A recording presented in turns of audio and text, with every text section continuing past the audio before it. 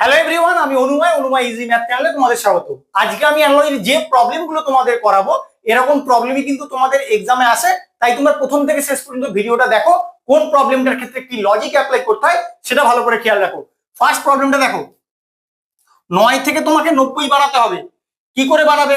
তোমাদের দেখেই মনে হচ্ছে 9 কে 10 দিয়ে গুণ করে দেবে তাহলেই 90 চলে আসবে।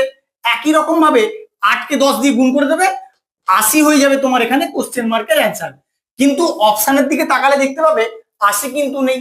তাহলে অন্য কোনো লজিকে তোমাকে 9 থেকে 90 আনতে হবে।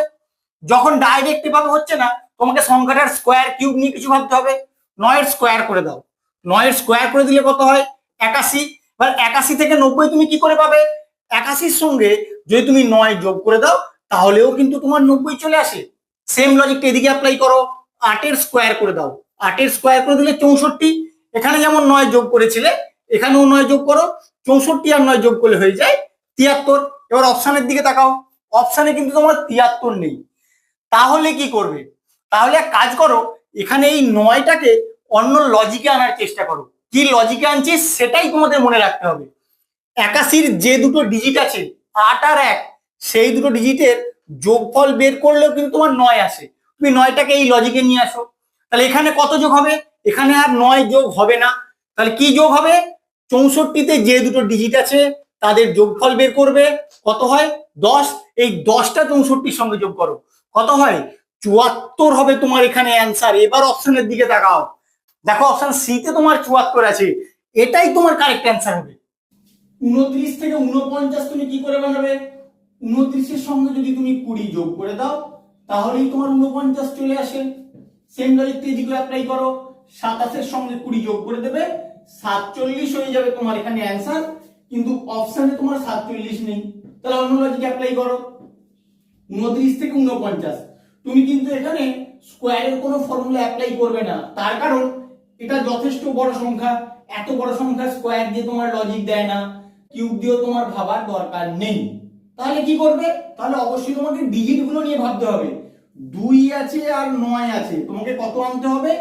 49 আনতে হবে। কি করে আনবে? তুমি এই যে 9 আছে আর 2 আছে এদের ডিফারেন্স বের করো, কত হয়? 7। বা 7 এর যদি স্কোয়ার করে দাও তাহলে 49 চলে আসে। সেম লজিকটা এদিকে অ্যাপ্লাই করো। এখানে 2 আছে আর এখানে 7 আছে, 7 থেকে 2 বিয়োগ করো, কত হবে? 5।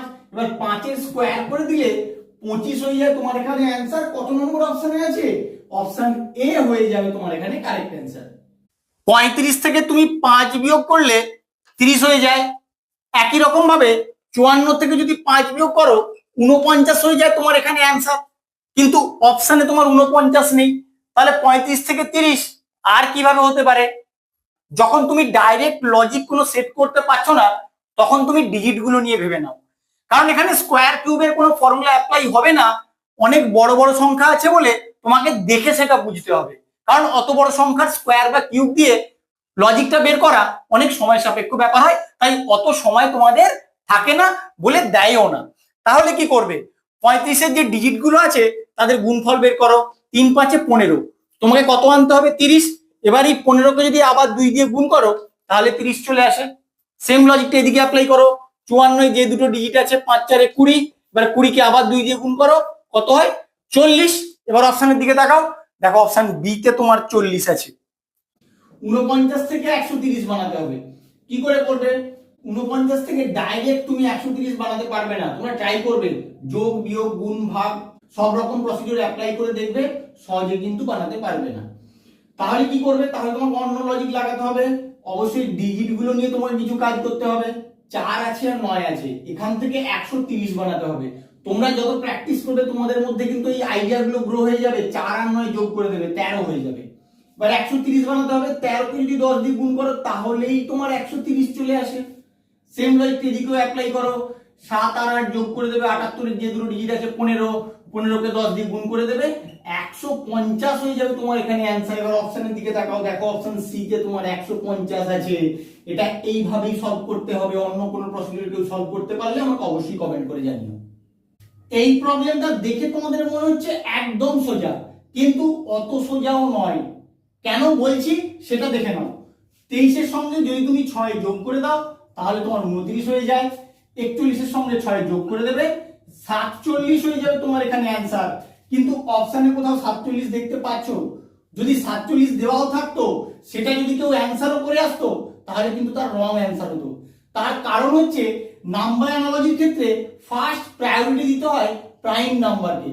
প্রাইম নাম্বার দিয়ে যদি তোমাদের প্রবলেমটা থাকে, তাহলে ওই কনসেপ্টে যে অ্যান্সারটা আসবে সেটাই কিন্তু তোমাদের করতে হবে, না হলে কিন্তু তোমাদের ভুল হয়ে যাবে। তাহলে দেখো কি করবে, এখানে দেখো 23টা তোমার প্রাইম নাম্বার, 23 এর ঠিক পরবর্তী প্রাইম নাম্বারটাই কিন্তু 29, যেটা এখানে লেখা আছে। এবার এদিকে আসো, এদিকে 41টা কি নাম্বার বলো?